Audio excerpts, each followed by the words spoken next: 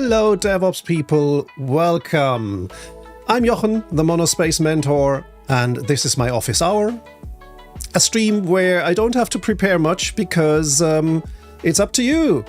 You ask questions about all kinds of DevOpsy stuff and I try and answer them. Balthazar is joining us early. Hey, how you doing? Good morning! Happy Friday.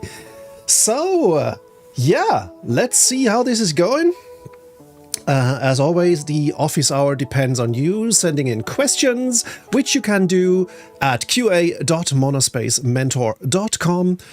I'm doing great. Thanks for asking. I'm looking forward to going on holidays on Sunday if the damn Windows update debacle doesn't prevent it.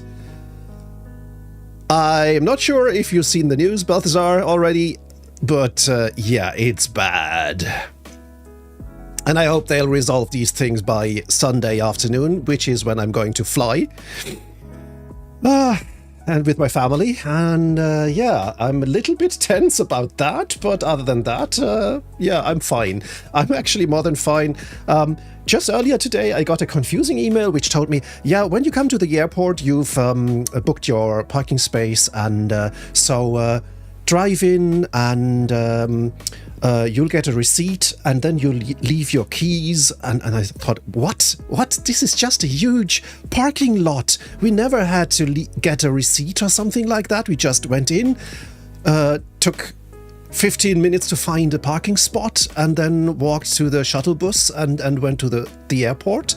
What's different this time? Well, different is that I booked a different kind of parking, where you simply drive into the parking garage of the airport itself, and you drive up to the valet service booth and leave your key, and they'll take care of your car, and you just go across the bridge to the airport and fly wherever you want to. And when you return, they already have your flight number, and if all the timing goes right, your car will already be waiting there.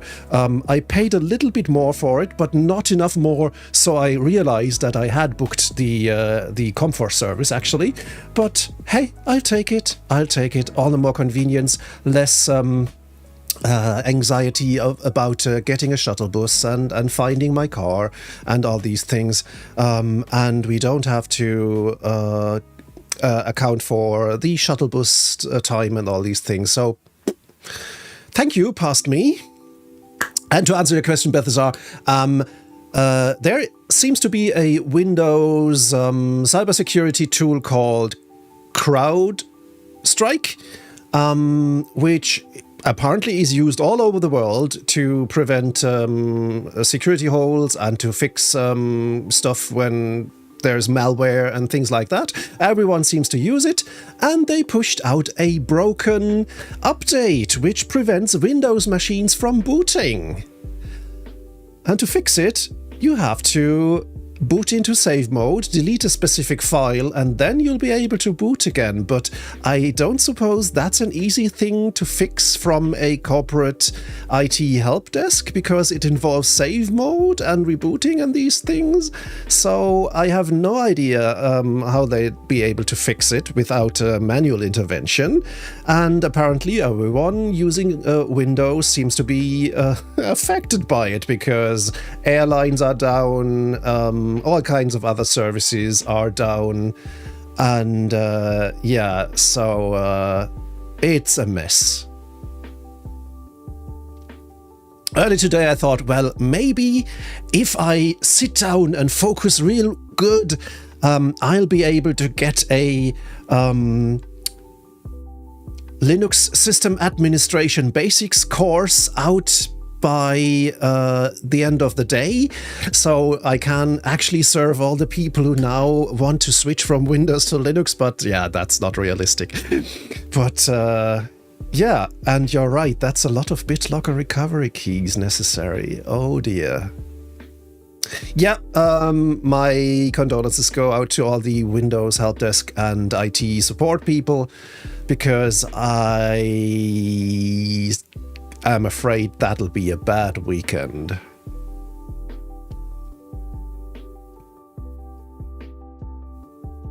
But yeah, CrowdStrike definitely has struck.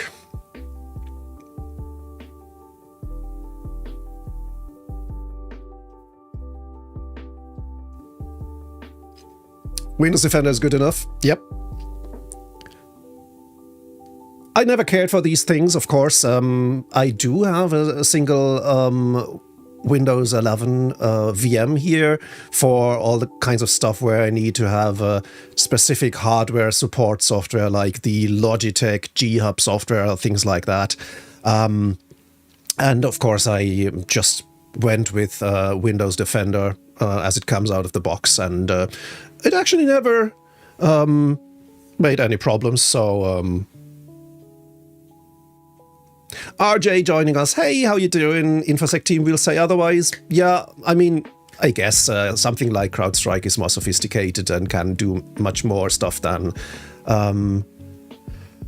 Windows Defender, but someone did not test that update thoroughly, I guess.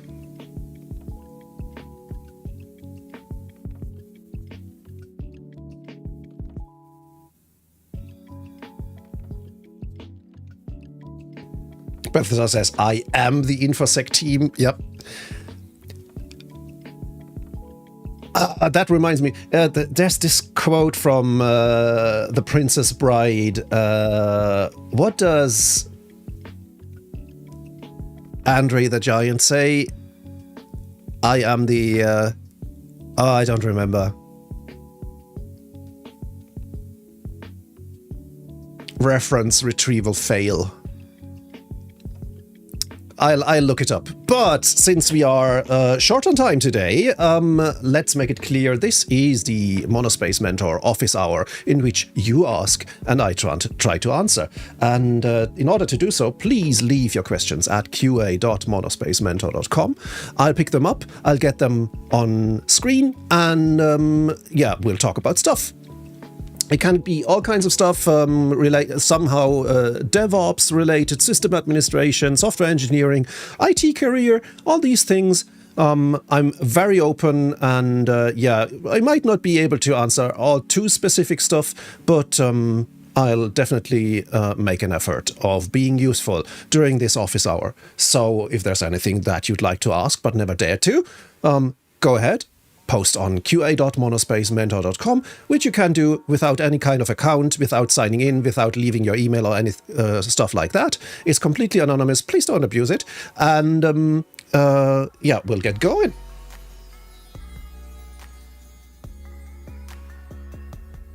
Archie says lots of jokes about pushing to prod on a Friday. Well, I guess technically it probably might also have been Thursday, but people are only restarting their Windows machines this morning, and so it did actually pop up on a Friday, even though many of these updates might have happened yesterday already. Bethesda asks, have you ever heard of 10-inch network racks? Yeah, they are getting pretty popular with the Raspberry Pi cluster crowd, and they're pretty neat. I mean, I'm very constrained with space here, but even I could imagine getting one of these racks and somehow fit them into my shelf or something. They're pretty nifty and really cute. And it led to a wonderful organization of my networking and power infrastructure on your desk. Now you have your own little data center. It's a desktop data center. I think I love these things.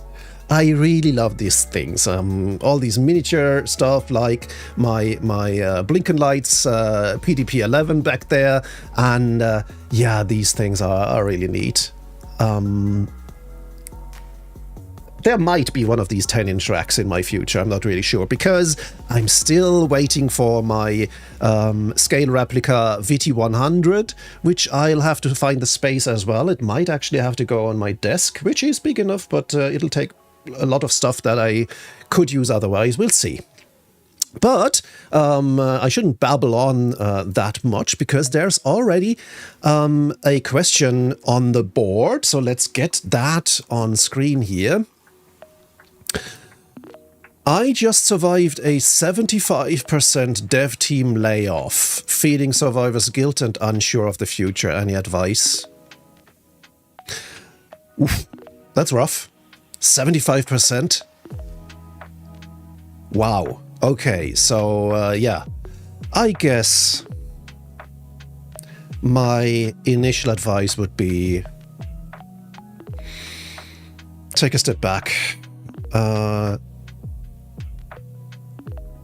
Digesting these kinds of changes isn't easy. And it shouldn't be easy. If you're not completely broken already, I guess that survivor's guilt, that empathy is okay. And I think, yeah, that's the first thought that I have. Accept feeling bad, because it's okay to feel bad in that situation. It's okay not to be okay with this. And I mean, I'm not a therapist, but I do know about coping strategies because I needed them a lot in my 40 years career. These things take time. These things often take talking over. So if there's someone who you can open up to, that's definitely something that I would recommend. And of course, yeah, being worried about the future. I mean, you are part of the remaining 25%. That's luck. It might even be that it's well deserved, of course. But yeah, I mean, the whole incident proves that job safety isn't what it was, if it ever was there in the first place. So, I mean, being uncertain about what happens next and what happens later is perfectly valid too. And yeah, I guess once you got over the initial shock and, as you say, survivor's guilt, things like that, it's definitely worth putting some time into working on a plan B, updating your resume, things like that. And simply, well, yeah, and try and adopt a kind of stoic, or Buddhism has these philosophies as well, to know that you can't control everything, and simply to take charge of the things that you can control, like having your resume updated when you need it, like having made your mind up what a viable next company would look like, things like that. Really doing the stuff that you can influence, and accept that there are things you can't. That would be my initial advice. That's definitely a topic I would like to put on our community forum as well, because I might be able to come up with better advice once I had a little bit of time to think about it. And it's definitely part of our IT careers as well, to have to think about these things. But yes, first of all, I'm sorry that this happened to you, and especially, of course, your colleagues who got laid off. And remember, it's okay not to feel okay, not to be okay with this. And take your time, take the weekend to get your mind on other things. Talk to someone who you trust. And yeah, it'll take a bit to get back into balance, but I'm sure you'll be able to manage. Cygamer says, I got into each job thinking there is no such thing as a stable job. It's unfortunate, but it's the way things are. Yep, it is. I mean, even when I was a manager at a big internet service provider, I came back from 2 weeks of holidays, and a colleague called me late at night and told me, before you get back to work tomorrow, I need to tell you that last Friday our boss presented your replacement. So these things happen, and they will keep happening. And for us, it's best to simply adapt and be prepared, I guess. Cygamer also has good advice. Always keep the resume fresh and keep your eyes on what's going on with the job market. It sucks, but yeah, you have to keep going. You have to look out for yourself. Nobody else will. And so it does make sense to not be too rosy-eyed with these things and only get into action when it's already happened. Being prepared is a good thing. I says, now as gold I can call into stream. Oh, I'm sorry about that. I actually didn't join the Discord channel. But next time I'll be prepared and give you the opportunity to actually call in, and I'll get the Discord stream combined with the live stream here.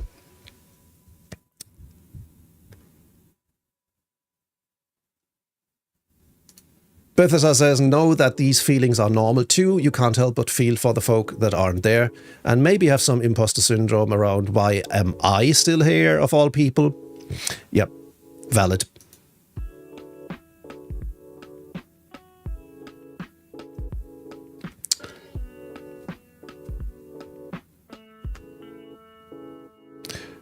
And yes, for everyone who just joined, this is my office hour where I answer your questions, and you can leave them at qa.monospacementor.com. Simply go to the website, enter your question, I'll share it for everyone, and I'll come up with something that's hopefully useful. Pixel Buttercup asks, how long will the stream last today? Also, did you hydrate yesterday as I redeemed? I did actually refund you the redemption. You can reapply it. I have my bottle of water here. And so there's plenty of opportunity to take care of myself here. And the stream is officially planned for an hour from 2 p.m. to 3 p.m. my time here, which is 1 p.m. to 2 p.m. UTC. Oftentimes we go over because there are so many interesting questions that I'd like to tackle, and I'm not too much in a hurry today. So yeah, I guess we'll be going for at least half an hour to an hour, I guess. Yes, we are GMT. Are we? Yeah, GMT +1, that's UTC. GMT is basically UTC, yeah.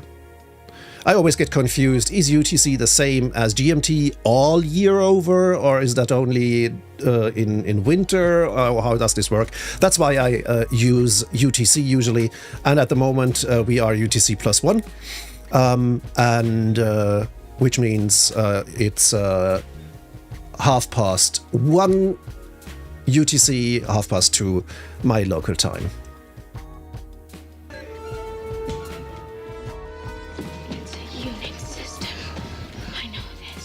QWERTY! Thanks for the follow. I do appreciate it. Again, post your questions to qa.monospacementor.com. It's qa.monospacementor.com, where you can leave your questions, because this is my office hour. Answering questions is what I'm here for. And questions can be about all kinds of IT stuff, DevOps, system administration, software engineering, especially Ruby coding, that's my expertise here, or more general questions like we had earlier about dealing with layoffs and things like that. Of course, I don't know every software by heart or every DevOps tool, but I'll definitely give it a stab.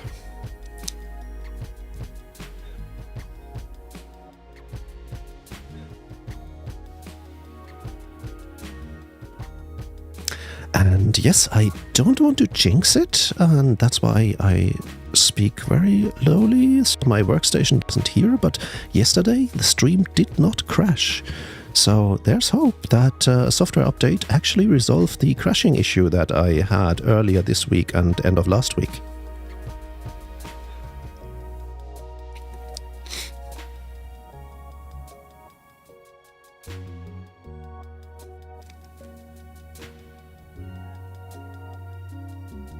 There's always hope, Balthazar, there's always hope.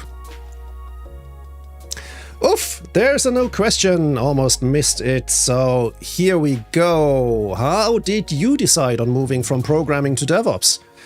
I'm a software engineer doing DevOps as well, and I'm unsure if I want to swap. I like both sides. Let's answer the first question first. I was always a sysadmin guy.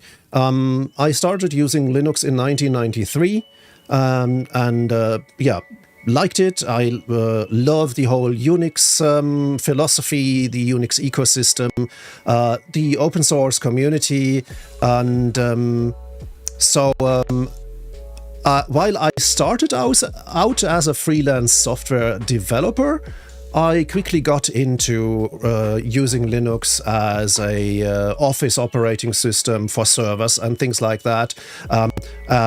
And today I've been running a managed hosting company for 14 years now, so I'm deeply entrenched in the operations side of things. However, of course, I started programming in 1984, so even almost 10 years earlier than I got into system administration. So I have a solid background in that as well. And of course, nowadays I do what's generally called SRE, site reliability engineering, or as I rather call it, service reliability engineering.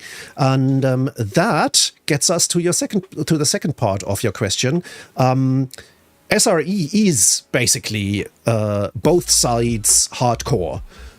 It's about operations, it's about running stuff in production, but it's solidly based on a software engineering basis, with automation, with infrastructure as code, with data processing of infrastructure metrics. All these things go into SRE. So if you enjoy doing software engineering with all the intricacies that come with it, and you also like the operations side of things, SRE is definitely the direction I recommend you go in.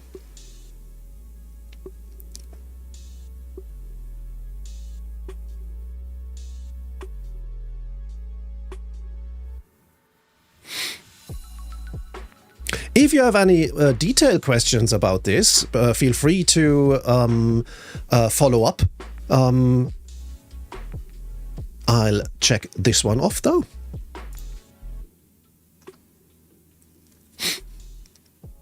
Pixel Buttercup says, lovely answer. Thank you, that's very kind.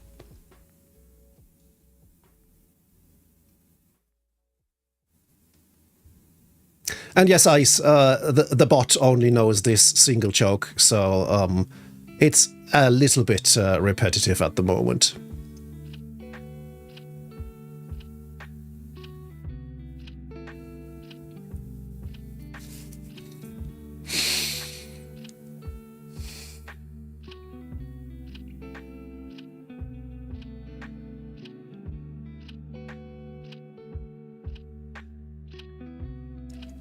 While I'm waiting for another question to come in, I'll tell you about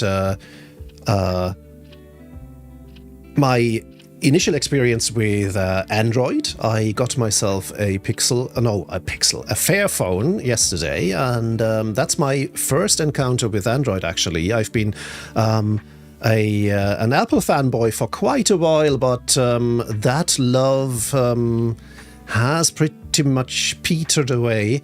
And so I thought, yeah, let's try something new. First of all, I'd like to get something that is more sustainable in the future, like a framework laptop, for example. But and the Fairphone basically hits the same notes, and I really like it, and I'm very surprised how easy it was to switch to Android. I guess mostly because the stuff that I'm using is somehow internet-based, so I don't actually have too many subscriptions or in-app purchases that I would have to leave behind by switching from iOS to Android. I simply installed the Android versions of the apps that I had been using forever, signed into my account, and that was it. So I'm very positively surprised how easy it can be switching from iOS to Android. I expected much more hassle. Maybe that's still coming, but so far so good. Fingers crossed.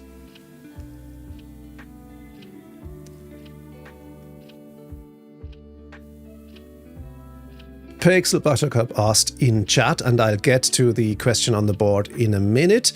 Pixel Buttercup asked, you use the Lulu keyboard, right? Do you consider it worth the price? Let me think for a minute, because I have to filter out all my mechanical keyboard addiction aspects. Let's try and see look at it from an objective standpoint. I think yes. If you'd like something more premium than, say, a run-of-the-mill Lily 54 with a 3D printed case, which is what I got started with. That was my first split keyboard, actually. If you'd like to have something more premium with an aluminium case and all these things, the Lulu is, I guess, worth it, because, yeah, I mean, getting these cases manufactured and all these plastic pieces and stuff like that is definitely an expense. Take into account that you'll still need key switches and keycaps on top. So things will add up quickly, but on the other hand, the best justification for getting a proper keyboard is always, hey, it's something that I interact with 8 or more hours each day, and so having something that does actually not make me sick is definitely an argument. That's at least what I use as an argument. So yeah, it'll depend on the person, but I guess you can say it's worth the price.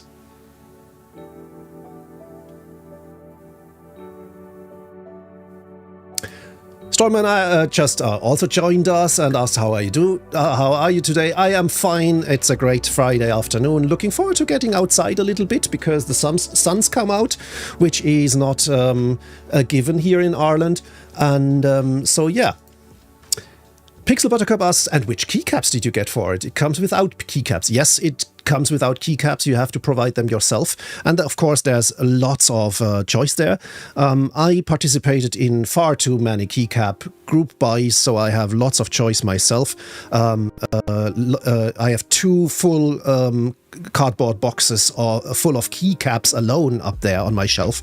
The Lulu is rocking the Cat cyberspace keycaps, which I really love, and yeah, so they will stay on the Lulu for the time being.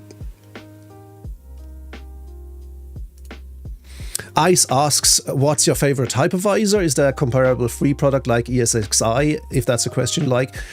Yeah, it's definitely a question I like, but I'll park that, and maybe you can post it to qa.monospacementor.com so I don't forget, because there has been someone waiting for quite a while.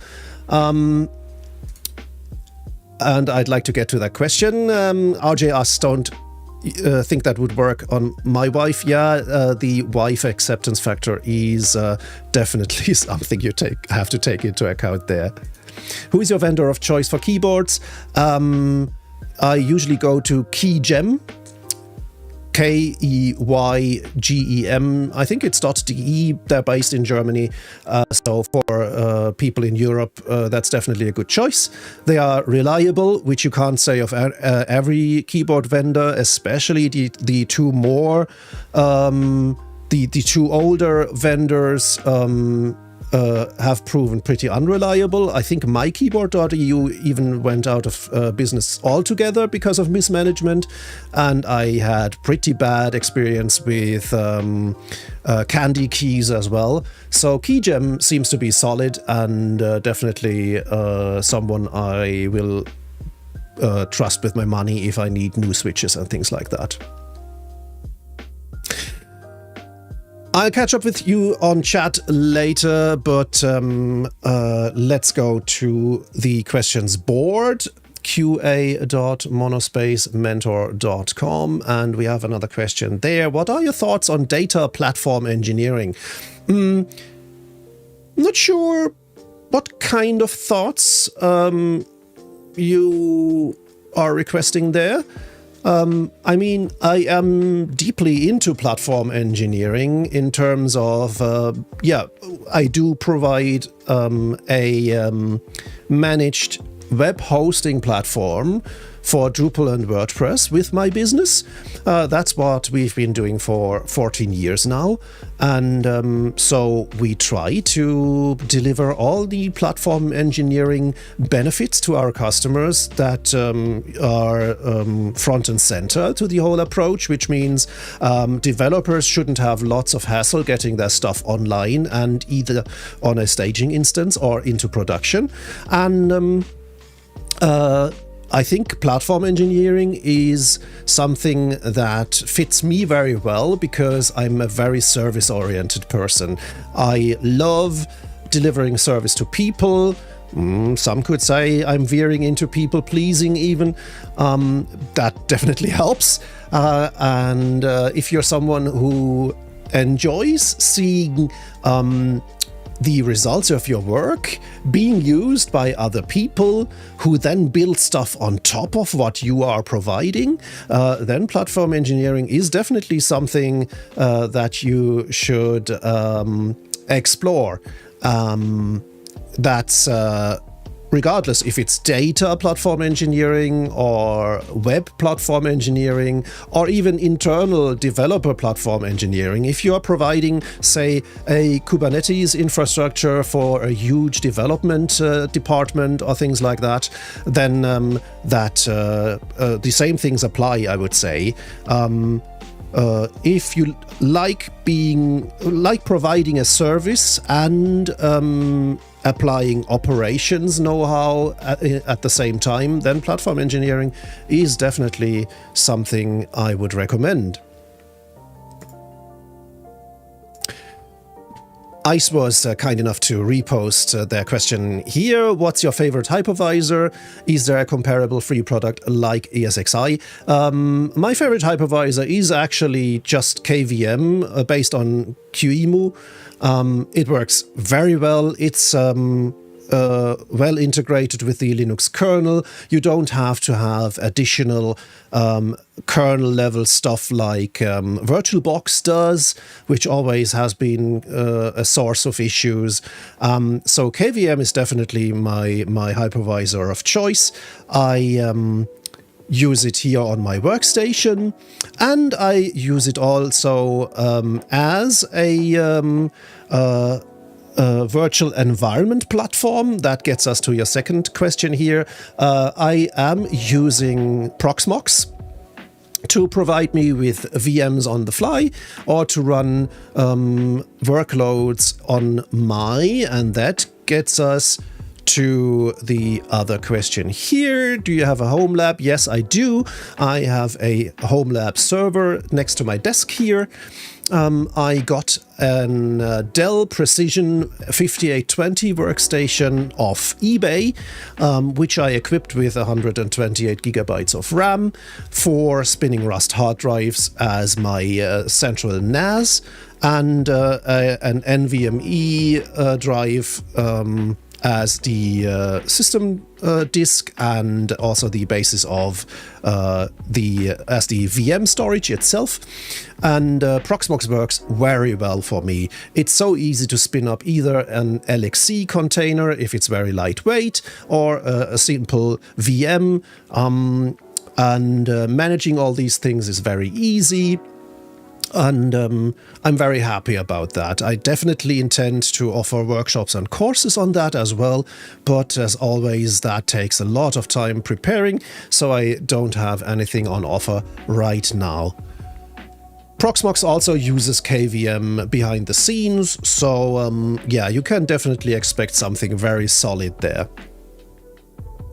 And if you need professional support, Proxmox has an enterprise offering, but you can easily run Proxmox in your home lab without having an enterprise subscription. We actually talked about this topic at the beginning of the stream. Any thoughts on the CrowdStrike deployment error? Do you think they will be able to recover from that? Yeah, I do think they will be able to recover from that, because the solution is technically pretty easy. You simply boot into save mode, delete a few files that keep the software from preventing Windows to boot in the first place, and then you reboot and you're done. But of course, that's quite the tedious thing, and I'm not sure how even corporate automation platforms will deal with that, because I'm not at all a Windows expert, but I would be afraid that booting into save mode and still having central management is pretty much exclusive. Yeah, my condolences go out to everyone who's manning an IT help desk or Windows support today, because yeah, this is going to be a harsh weekend. And selfish as I am, I'm pretty much a little bit anxious, because I have a flight to Spain on Sunday afternoon, so I hope people will be able to fix things by then. And yeah, what I further think of the whole incident is someone did not test this update properly, because I think it's a Unix system. I know this. AWMT, hello, thanks for the follow. Yeah, because I think installing that update and rebooting a, say, VM or even a physical machine and see if it still comes up should be part of the test process there. And so someone must have failed spectacularly there.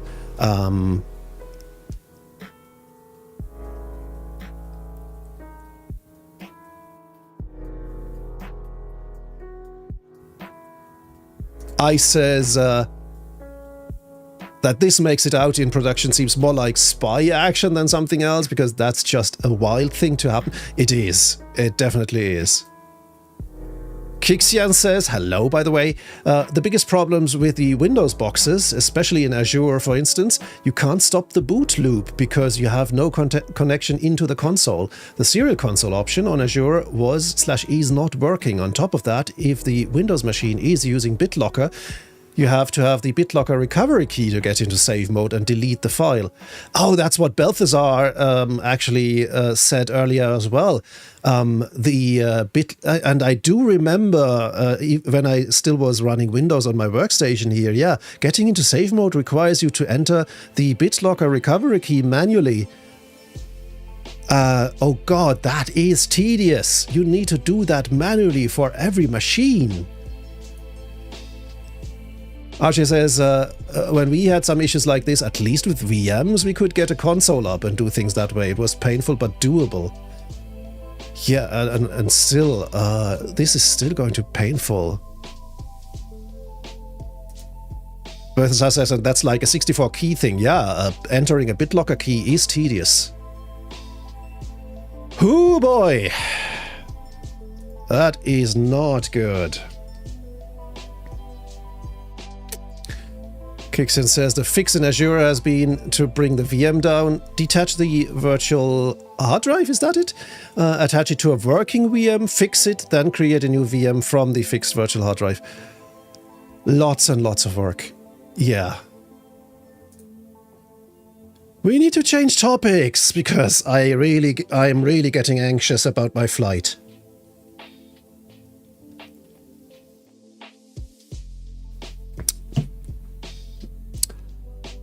And it's easy to change topics if you post your questions to qa.monospacementor.com.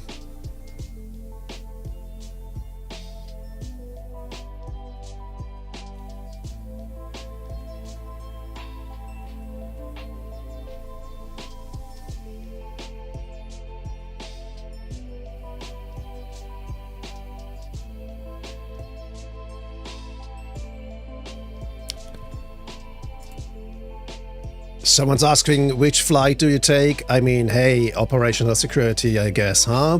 But yeah, I'm going to just fly to Spain this weekend.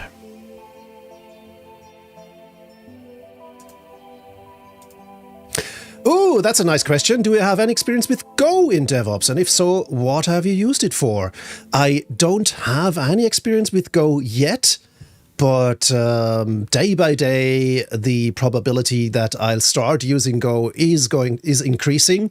I already picked a book that I'm going to use, which is actually called Go for DevOps. I got it with, I think, the latest Humble Bundle about cloud engineering or something like that. It was in there. And apart from that, I, of course, also have the original Go development book, I think it's called. Yeah,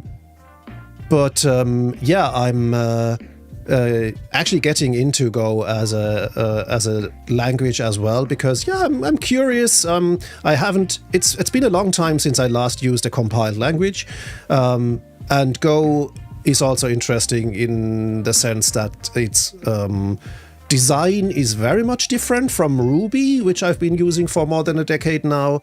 So that's going to be an interesting and fun learning experience. I do love learning.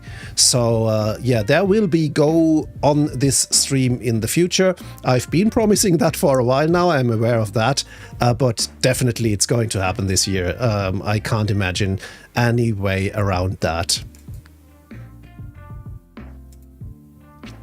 Oh, another great question, because that fits with the whole philosophy of what I'm going to cater to as the Monospace Mentor. I'm working on courses and workshops for people, and what I'd like to specialize in is enabling people to build their own business using open source software. That will include software engineering stuff. That will, of course, also include operations stuff. And since I have experience in A, starting businesses, and B1, failing doing so, and B2 also succeeding in doing so, I think there is much that I can share in terms of experience and of course also technical knowledge. So this question really hits the center of Monospace Mentor is going to be. And what would I recommend to you? I mean, there are a few approaches to doing stuff that will definitely help you get started without betting the bank or the farm. And what I'm hinting at is pretty much the whole lean approach, which means build a minimum viable product and get it out there. Do experiments. Try it with friends and family, but also try and find customers. Find people who are willing to pay you for what you are offering and see what feedback you get. Offer them an introductory price. Tell them, yeah, it's not ready yet. It's still in the development stage, but you can already start using it. You can explore it. And all I'm asking is getting feedback back. So instead of trying to build something that is polished to the end, and then realize that there's no market for it.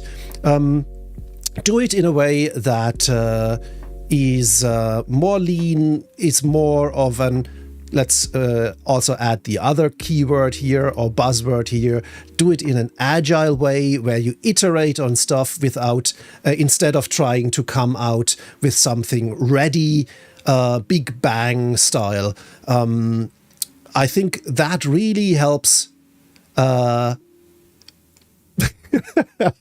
Ice, you're perfectly right. I mean, extreme programming is a little bit implied by the whole agile approach as well, but you're right. I mean, in order to get buzzword compliant here, I probably should have mentioned XP as well. So yeah, by taking this step-by-step approach, I think you can get rid of that anxiety. You can get proof that something is working. You can get back positive feedback, maybe combined with constructive criticism as well. But I would definitely take that approach. I did take that approach with my current hosting company too. What I did was I built a minimum viable hosting platform using just a handful of servers. And then go to conferences, give talks about the hosting platform, about its architecture and design. I went to user group meetings, got a pint of beer, and started telling people about what I'm doing, that I'm probably the only non-software developer, or at least primary software engineer at the table, that I'm more of a sysadmin and that I've built a hosting platform, and told people about that, invited them to try it out. And then I got a few first customers. Some of them I lost again because I didn't meet their expectations, but others signed up. And once everything stabilized, I can say that we have customers that have been with us for more than a decade now. And I'm pretty sure they saw other alternative offers that were cheaper than us, but they knew what they had with us, and kept being loyal customers. And by now I'm not worried about customers or my basic existence anymore. There were times that were much rougher, but by now things are going great.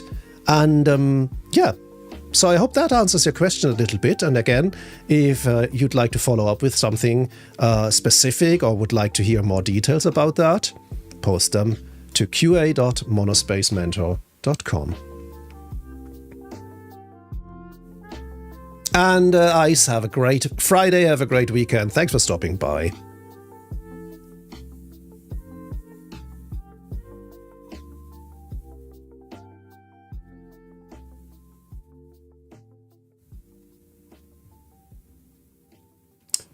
Looking at my activity feed, yeah, okay. So Pixel Buttercup redeemed a hydrate. I think I refunded that, but because it didn't make much sense to spend it in the last few minutes of yesterday's stream. But now I'm proactively hydrating. You can always redeem another hydrate later.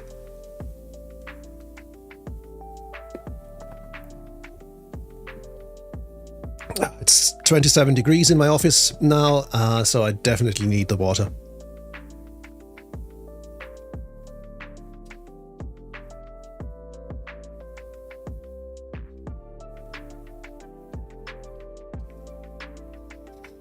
If you've just joined, this is the Monospace Mentor Office Hour, where I answer your questions. You simply put them on qa.monospacementor.com, and I try to come up with an answer that is at least remotely helpful.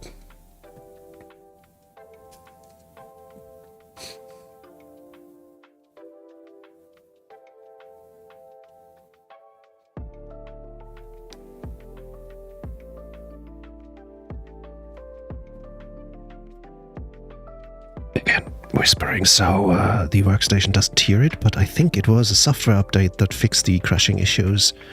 So I was right, and my hope got confirmed.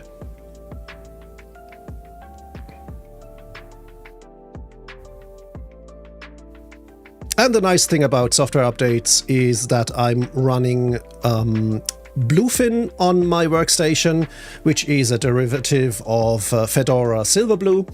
And Bluefin, one of the nice features that Bluefin added to Fedora Silverblue is that updates happen automatically during the day. It goes and updates the system packages, it goes and updates all the Flatpaks, it even goes and updates all my containers that I'm running for DistroBox and Toolbox. So I don't have to take care of anything in that regard. I just reboot my machine and I get a new update. And which is hopefully going to be different from the Windows issue that's going around at this time. If the system upgrade broke anything, then I'll be able to simply choose a different entry on my boot menu and boot right back into the previous working operating system version. And so, yeah, this has been working great for me so far. Not having to take care of my desktop operating system is such a relief. I think it's even more convenient than I was used to with macOS. Because everything happens in the background with me having to lift a single finger.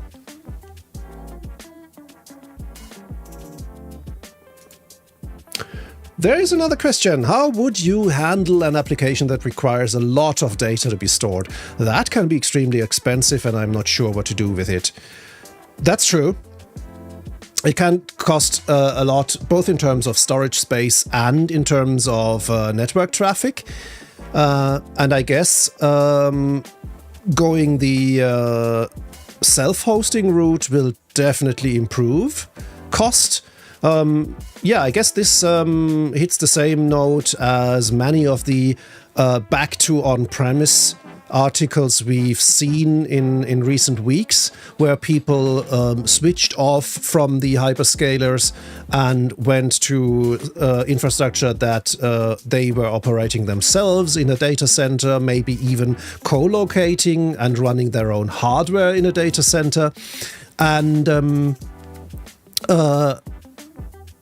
while that requires a lot of expertise that you have to have on-premise as well, it will definitely offer an opportunity to save cost there, because yeah, once you have the expertise in the form of people who are able to operate such infrastructure, then you can basically scale indefinitely as well.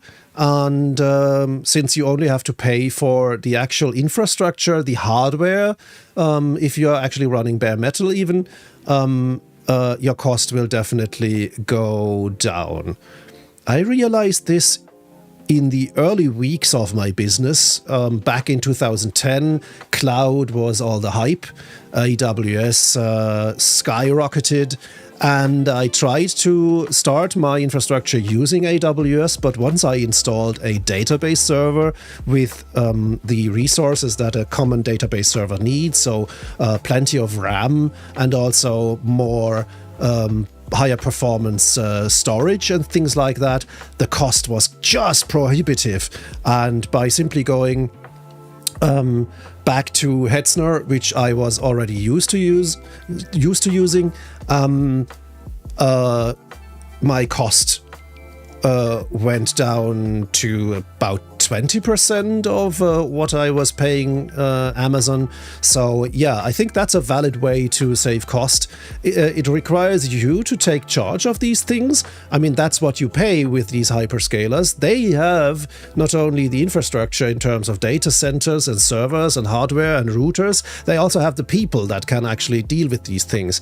And that's what you pay for. But there is certainly going to be a break-even point where running this stuff more in a self-hosting approach will save you money. Where this break-even point is, of course, depends on your specific needs, on the cost that you are incurring at the moment, the size of your budget in general, things like that. So that will require a little bit more work in a spreadsheet, but it's definitely worth looking into.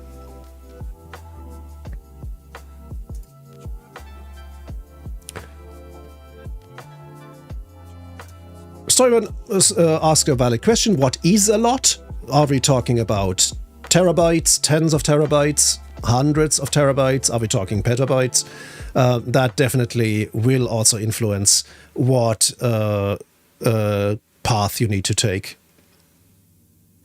And they say, I recently worked on an application where users could take images from a mobile phone. The first proof of concept stored them as binary data in Postgres. But as the user base grew, so did the rate at which data would increase. So eventually the images were sent to S3 instead. That makes much more sense.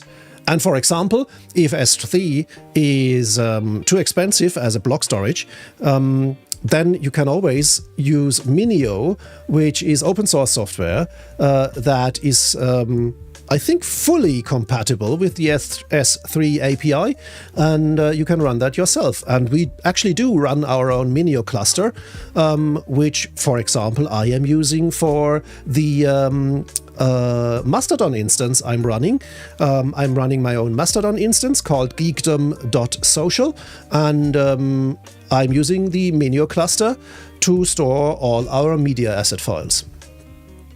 And it's much less expensive than S3.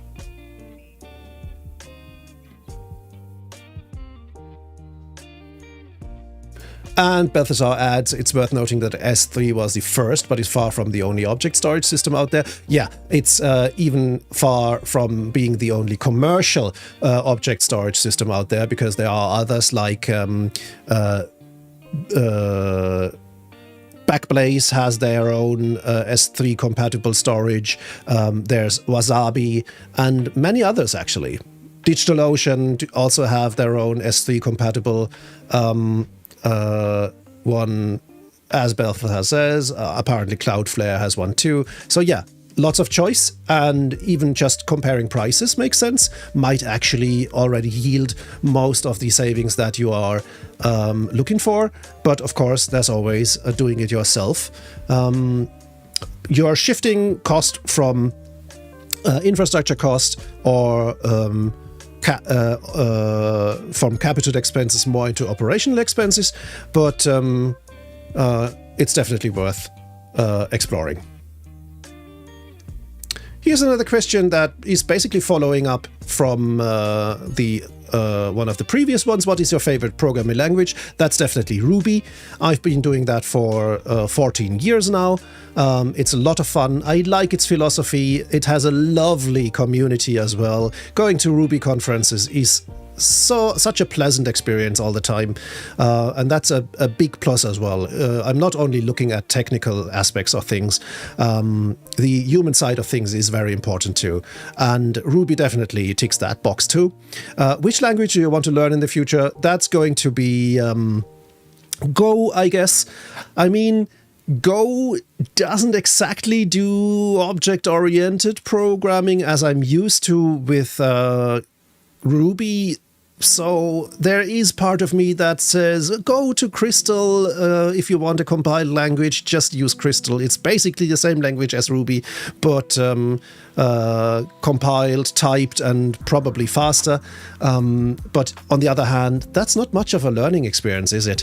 And so, yeah, my money is on Go to be my next serious programming languages. I learned more than a dozen languages over my career. Some I only used for a few days or weeks. Some I used for many years. But yeah, I guess Go will join that club later this year. Vim versus Emacs, always a good question. In my case, it's Vim. I actually tried and avoided Vim for a long time.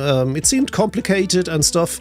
Then I realized, well, yeah, but it's definitely worth it to learn at least the minimum basics of Vim, because that's installed on every server I encounter, and it's just handy to know the basics. And then I started realizing what's special and great about Vim, and by now, Vim is my default editor.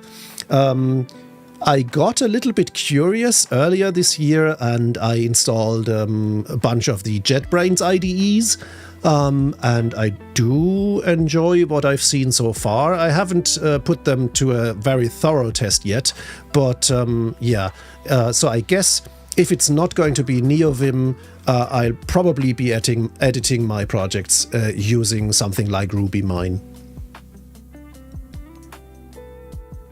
But when I started out using Linux, I actually started using Emacs.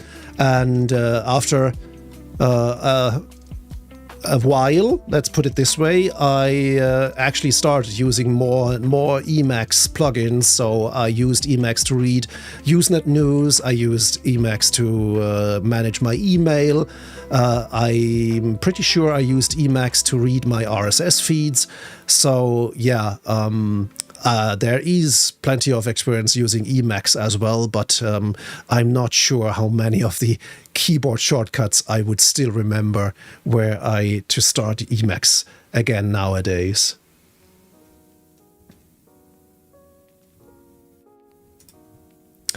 Balthasar shared, when optimizing storage costs, you also have to ask, where does the data need to be? That's where hyperscaler-sized object stores can help, because if caching and storing your data close to the edge is valuable, you can do that much easier and are effective with them than you can on your own. Yeah, once you get into edge computing, once you get into how do I serve files on a global basis, it might actually be sensible to use one of the hyperscalers, or even multiple hyperscalers. Why not? Because setting up, say, points of presence with Minio clusters all over the world, that'll get you into platform engineering territory quite quickly. And if that's not your primary core business, it might actually be a huge distraction from what you're supposed to do. Shulman says, what part of OOP do you miss on Go? It supports abstractions through interfaces, but discourages inheritance hierarchies. I'm not worried about that. I actually read up on that already and watched one or two videos on it as well. It's definitely possible to do object-oriented design using Go. It's just syntactically very different to what I'm used to, where I do and have an actual class statement where I can define things. But going from a class statement to a struct statement, and then not defining the methods in that class block, but below it as functions that simply deal with instances of these objects, will not be the biggest challenge I've ever encountered. Yeah, as you say yourself, it's more about familiarity, about the way you implement your object-oriented design than a lack of such. Balthasar shared on the storage topic still. That's why, despite AWS being a premium service, it is the hosting provider of choice for Netflix, for example. Yeah, they save sound by keeping video data closer to the edge because their biggest cost is bandwidth. Yeah, where I think this valid comment breaks down is Netflix does have a very different budget than I guess all of us. I can't imagine what they are paying AWS on a monthly basis. I guess they can afford that, and it does make sense at their scale because Netflix basically is playing in the same league as AWS themselves. And of course, at that point, you have to ask yourself, so are we going to build our own AWS? Because we pretty much are going to need it. Or are we simply going to go to AWS to get what they are already used to providing? And so that's, I think, a different comparison than plebs like us who have to think twice for every penny we spend.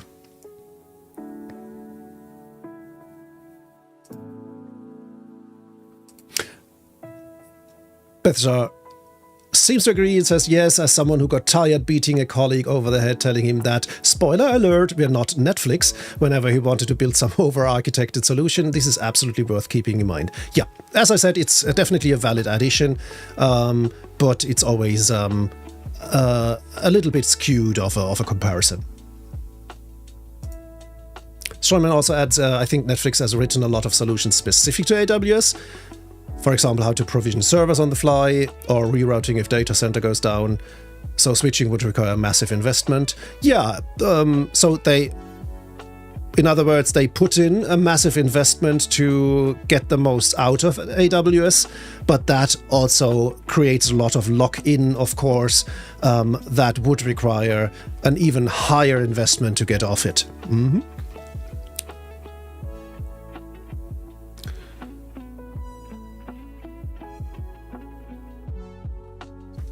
All right. Oh, we are already past the hour mark without me noticing. But as I said, oftentimes these office hours are just so much fun that I don't mind going over time. Let's add a few more questions to the board and then we'll wrap it up. So post your questions to qa.monospacementor.com. And I'll answer them together with all of you, apparently, which is always fun as well. Thank you for all your contributions, be it questions or answers.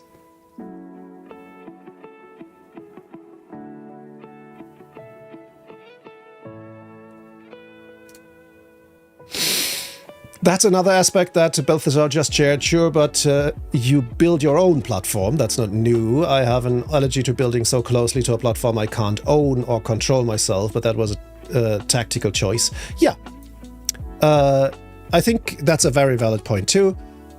Being independent of these big corporations, I think, is something everyone should consider. People are getting burned by being dependent on one of these big corporations every week. And I'm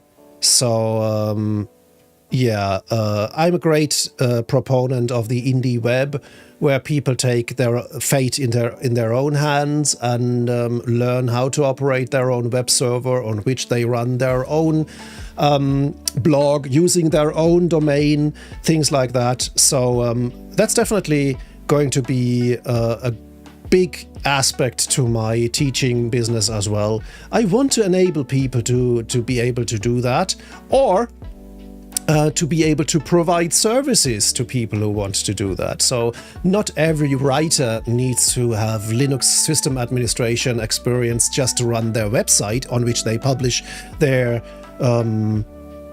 journalistic or artistic works. But there should be someone in their neighborhood who can provide them with something like that. Instead of going to big companies like GoDaddy and so on, I think we should go back to small mom and pop neighborhood shops that can actually run a website, run a bunch of servers for the local community. That will be not only much more resilient, cost-effective, and beneficial for the community as a whole, it'll also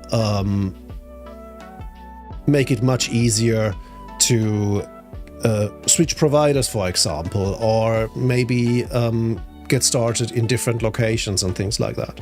So yeah, if you need help with setting something up like that, if you are interested in starting your own server hosting business or something like that, I'm more than happy to help. And other people in the Monospace community are as well. So that's a good time to pitch the server room, my community of practice, which you can join for an membership fee that's very moderate.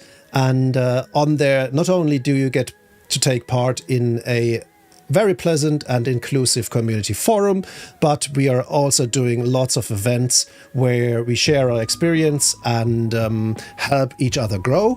And so if you are interested in joining something like that, especially if you're interested in taking the next career step, or maybe even starting your own business, then go to theserverroom.sh and check it out. It's affordable to join, and you'll get a lot of benefit from it. All right, I definitely want to get outside, not only because it's 27 degrees in here, but also because sun's not going to stay forever there.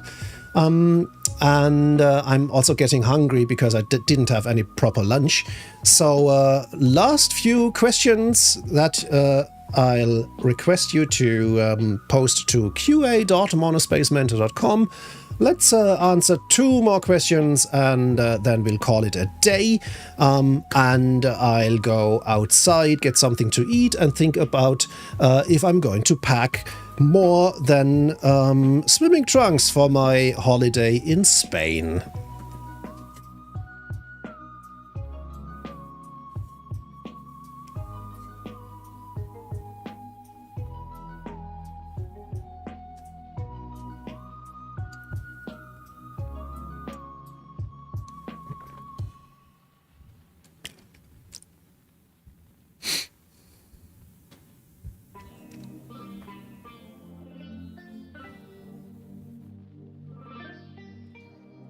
Pixel Buttercup decided to get the keyboard. Enjoy. It's very nice. It's easy to get set up because everything is pre-assembled already, so you just have to put the case back together and stuff like that. And yeah, get yourself some nice key switches that you enjoy typing on. I realized that I don't need those heavy Godzilla key switches where I can prove my manly strength. I realized that having lighter linear switches is much better for my typing and for my wrists. So make sure to check out a few alternatives there and find what fits you best. Get some nice keycaps and enjoy the split ergonomic life. Thanks for stopping by, thanks for your wishes, and have a great weekend.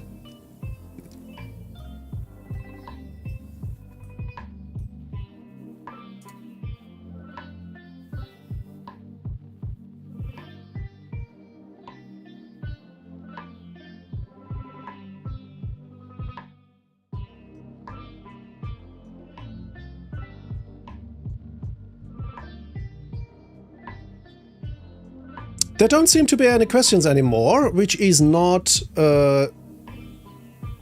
nothing bad. So I just remembered we haven't done words on stream in quite a while. How about that? Shall we play a game? Shall we play a game? Let's do some words on stream, shall we? Let me get that set up.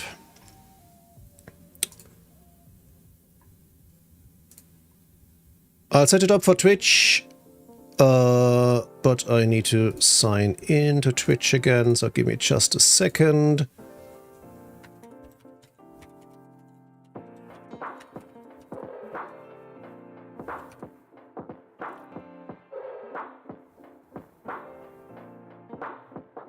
Alrighty, here we go.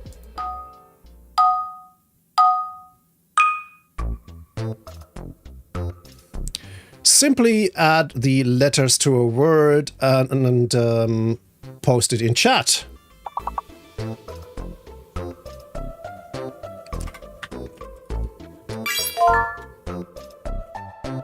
Oh, Sir Puffin found the other 2 letters that I was missing. Okay. Once you've submitted a working solution, you are going to be locked for a few seconds. You need to wait for the timeline to pass the lock.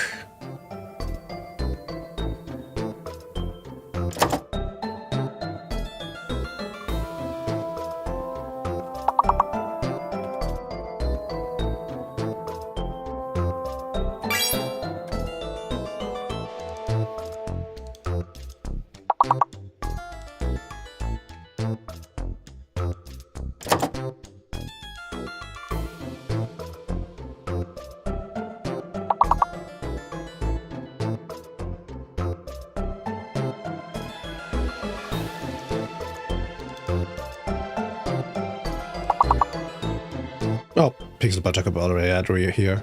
Okay.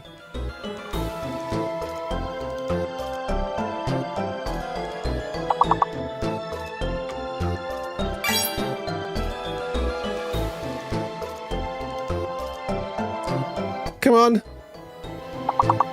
Just a few more points. Almost there.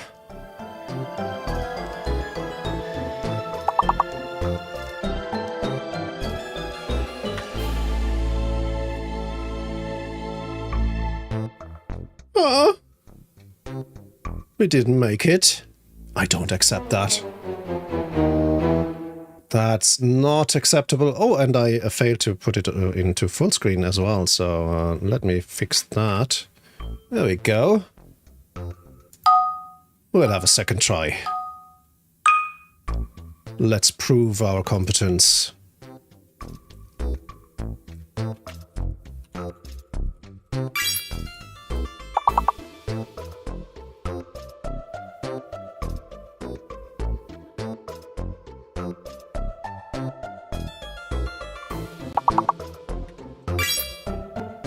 Exactly, Pixel Buttercup.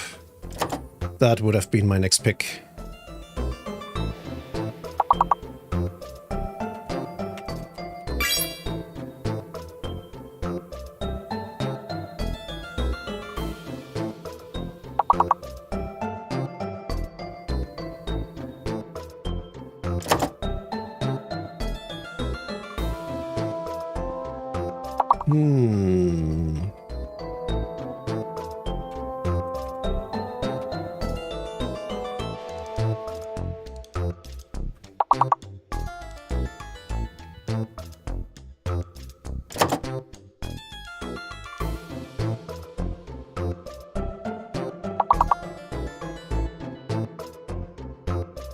Huh. For a first round, this is pretty difficult. And I'm not in the game with my head. What else do we have?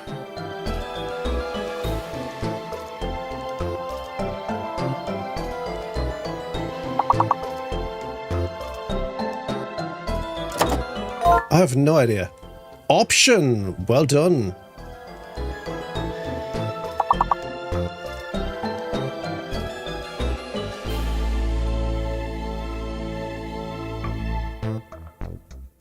Huh.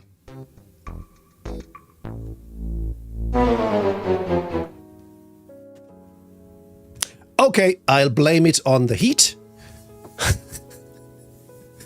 Do we agree? It's the heat? All right, so that has been the Monospace Office Hour for this week. There won't be any stream next week because, yeah, I'm not going to take my streaming gear to Spain. I'll be back the week after next week, so there is something to look forward to. Frackberg is joining us at the final minute. Hi, FLSAC. Just want to say it was a pleasure getting to know you. My 257-kilometer ride is tomorrow. I'm gonna die. My hat is off to you, sir. 257 kilometers in a single day? Tomorrow, I'll make sure to tune in and hassle you a little bit. Man, wow, that's an achievement. You're probably not going to be able to sit for a week or so, but hey, that's definitely going to be an achievement. And even just attempting this, yeah, you got my respect, Fragborg. Awesome. So yeah, folks, if you like to tune in as well, you should definitely follow Fragborg and tune in tomorrow for a gargantuan ride. Wow. Amazing. Looking forward to it. Yeah, so, yeah, I guess that's it. It was a lot of fun today. Thank you for asking questions. Thank you for adding answers. And as I said, I'll probably be back the week after next week. No reason not to. And I guess until then, take care.